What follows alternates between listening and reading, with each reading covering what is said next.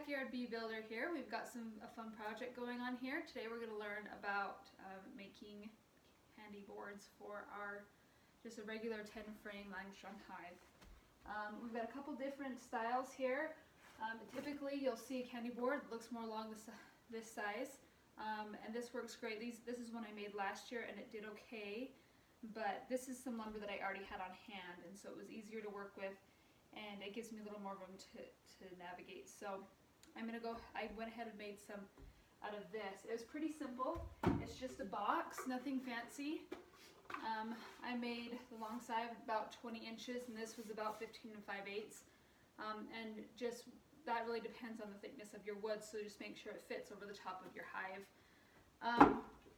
With that, I had issues last year with my candy boards because when I put the wire mesh over the bottom of it, with the sugar in it, it would actually sag, and it would sit on top of my frames inside my hive, and I didn't want it to squish my bees or not leave room for them to navigate inside.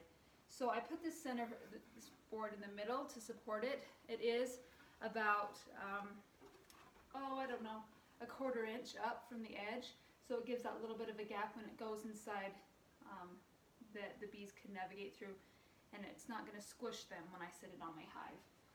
After building this, putting it together, it was pretty simple. I've got this metal screen, and it is 1/2 inch by 1/2 inch. I did try originally the 1/4 inch, but I didn't feel like it gave the bees the freedom. They can still get through it, but it was more difficult for them to get through. This just leaves it wide open for them. They can get up and down really easy, and it holds the sugar in just fine. So I opted to go with the 1/2 inch metal wrap. So once I had those all together, you can see here I just cut out the piece to fit, stapled it onto the center board to help support it, and there I have my candy board ready to put together. So today I was going to mix up the sugar to get it ready. Here I have a few ingredients to put in, just some regular cane sugar. Here I've got water with some essential oils in it. You can put lemongrass oil, you can put spearmint, peppermint, clove oil, all kinds of oils you can put in here, and they have different qualities to them that help the bees, and we can talk about that later in another movie. But also I have a couple blocks, and you'll see what I use these for in a minute. And to add with this, I will also add some white vinegar into this, and it doesn't take very much. The ratio, now you can just put it together and kind of make a paste, but just if you're not familiar with it, the ratio is about 1 to 3.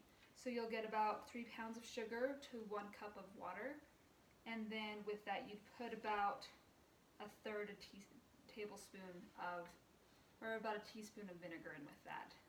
The vinegar is just there really to help prevent it from molding or anything like that, and it's just a very little bit of it.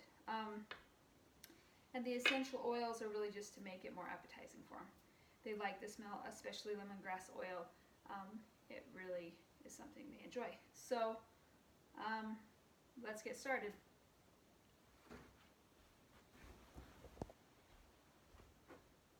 Okay, to start out, when we're mixing up our sugar, you want to go ahead and make sure that your oils are mixed in there, and your vinegar. Mix all your liquid ingredients together first before you put them in the sugar, and then you're going to want to add about 1/2 of it, and go ahead and just start stirring it around. It's always easier to add more than try to take away, but you want it to be a nice paste without being too runny. If it's too runny, it'll just fall through the screen and it'll just take longer to dry.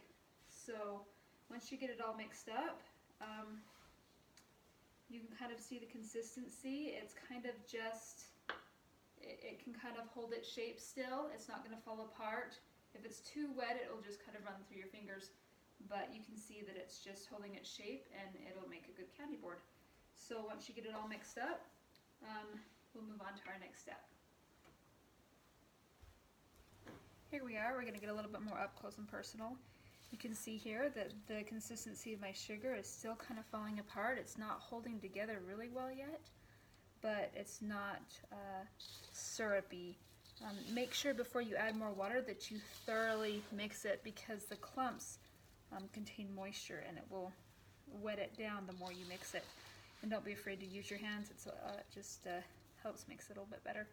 If you do feel like you need a little bit more, you can just keep adding your water until you feel like you've got the right consistency. But if you stick to those ratios, you should be pretty good. But I would still recommend, see, this isn't going to work for your candy board. If it starts dripping like that, it's too syrupy and it won't hold together into a ball, then you know you've got it too wet. You've either got to add more sugar or mix it up until it's the right consistency. Here it is. I've done mixing and you can see that it's all holding together now. It's very solid. You can kind of make a fist out of it, but it's still holding together where it's not just crumbling in your hands. And that's about the right consistency you want for your candy board. Okay, so here we have a little bit better view of our candy board box. And now underneath this, you're going to want to put some kind of waterproof material. I had this old piece of tablecloth, so that's what I'm using today, but you can also use newspapers or plastic wrap or anything you have that'll kind of hold it together. Once you put the sugar in, it's going to be difficult to move it until it dries, so just do it somewhere where you know you can keep it for a while. Here's my blocks now. I'm going to go ahead and I'm going to put a block on each end of this board, and the reason for doing that is that it helps keep the circulation of air going, and it gives the bees a hallway to go up and down to get to the sugar when they need it. So at this point, you just throw it in and pack it down. It's pretty simple. There's nothing too complicated about it. And particularly around this block, just push it around and pat it down. And so when it has dried, you can pull this out and it's made a little hallway for the bees to get up and down through. And it just, it really, a big thing with bees is circulation. And so we need to keep the circulation going in our hives and helping them access the whole sugar board rather than just part of it. So I'll continue on with that and get my candy board all put together. Okay, as you can see here, I've got my board all filled in.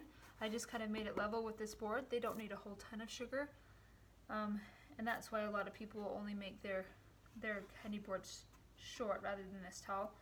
But like I said, it's just what I had on hand. So once you have that done, you can pull these out, leave those hallways available for the bees, and then you just let it dry. It usually takes a few hours. If you leave it overnight, that usually will do the trick. But I would probably give it a day or so before I put it on my hive, just to make sure all the moisture's out of it. I don't want to be putting moisture into my hive, especially this time of year. So that's the finished product.